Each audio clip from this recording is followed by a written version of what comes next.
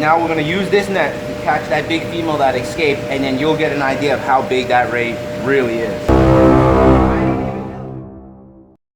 What's up, Stingray fans? So in today's episode, there's no real particular focus on today's episode. It's Labor Day, and I'm here just with my wife and kids. Casper's not in today, so this is just my Labor Day grind, let's say. And I'm just going to walk you through the warehouse, show you things that's going on today, or projects that are going on, and just basically show you what's up. Let's go. Come on. I picked up all these tanks here. I'm going to be adding a new section of smaller tanks into the shop and expanding into other predatory fish, more of a section of like a predatory fins section where we can start shipping fish from the West Coast as well. Come along. That warehouse is a mess. There's no space to do anything. I picked up so many of these tanks, and it's like amazing here. I got more tanks here. Show everybody this, Tiffany. See this? I already cleared out this whole section. I moved the tanks, you know, up to my house, and my wife is not too thrilled with it. It's all piled up in my backyard as well. I cleared this out so I can start working, building racks here. I got tanks here.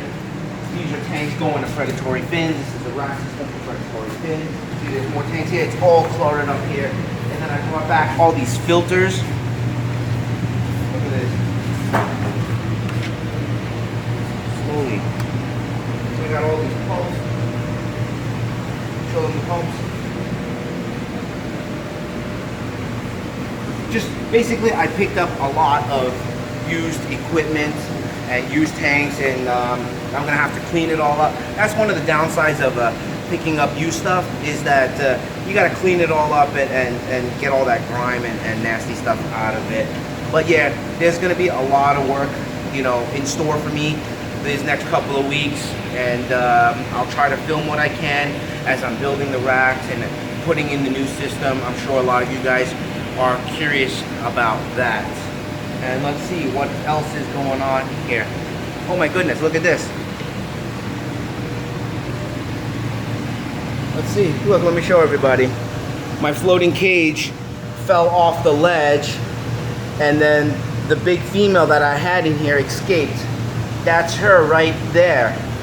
Now, I've had her separated for months now because I didn't want her mating with anybody. I'm trying to keep her clean so that I can work her with another male. It's another hybrid project that I'm working on. So hopefully overnight the male that's in there didn't mate her, because then that would just screw up my whole project.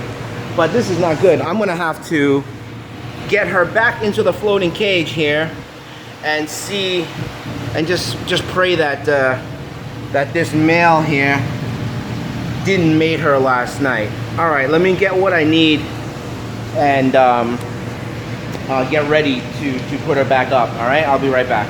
I want to give you some perspective as to how big this net is. All right, I'm going to measure it across so that you can get an idea of how big that ray that we're about to catch. This, all right, come here. This net is 30 inches across. Can you show them 30? Okay, Tiffany, show them how big this net is. Can you see it? Mm-hmm. Okay, now show them. See, it's 30 inches over here. Look. This net is 30 inches. All right? So, now we're going to use this net to catch that big female that escaped, and then you'll get an idea of how big that ray really is. I don't even know if I can get her in this thing. Tiff, why don't you come to this side? Alright, so I'm trying to get that brown one right there. So, it's not much room to work with since the cage fell down, but I'm not going to put the cage up yet. I'm going to try to get the fish into the net and then guide her up over into the cage. Then I'll lift the cage up. That way, I don't need to lift up such a big, heavy ray. Now the question is, okay, can I do it?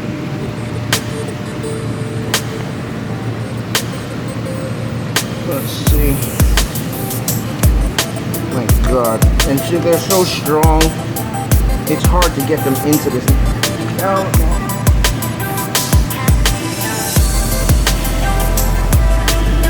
I can't even get her off the bottom of them.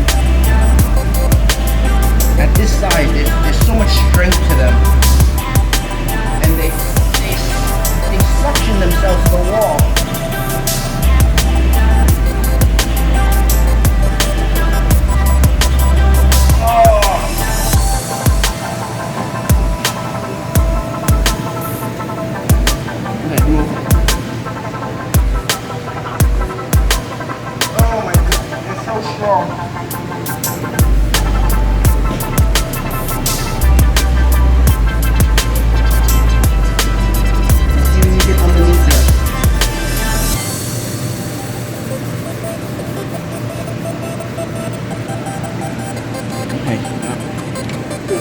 I need to use 2 nets now.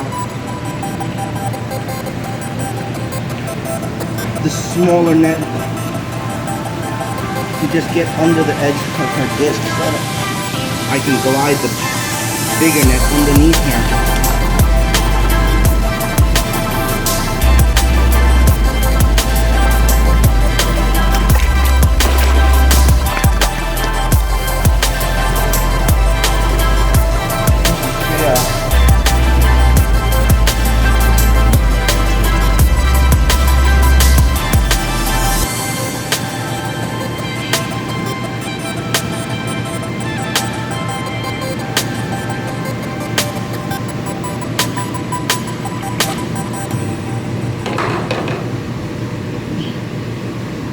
Okay, I think I got it. As long as she doesn't get away from me.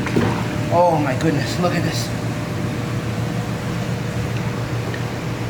You guys see that? Woo! It was just such an insane struggle just to get her off the bottom of the tank and into the net. Forget about attempting to even lift this girl up. It would be insane. Okay. So now she's in the cage. Just can't let her swim up. I'm all sweaty. I gotta lift this cage back up.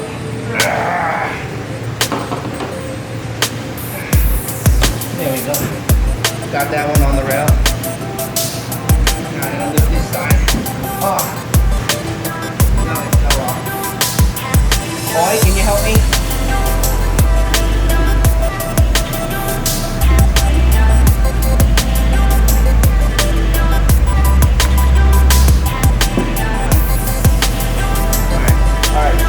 I couldn't do it myself. I had to get my wife here.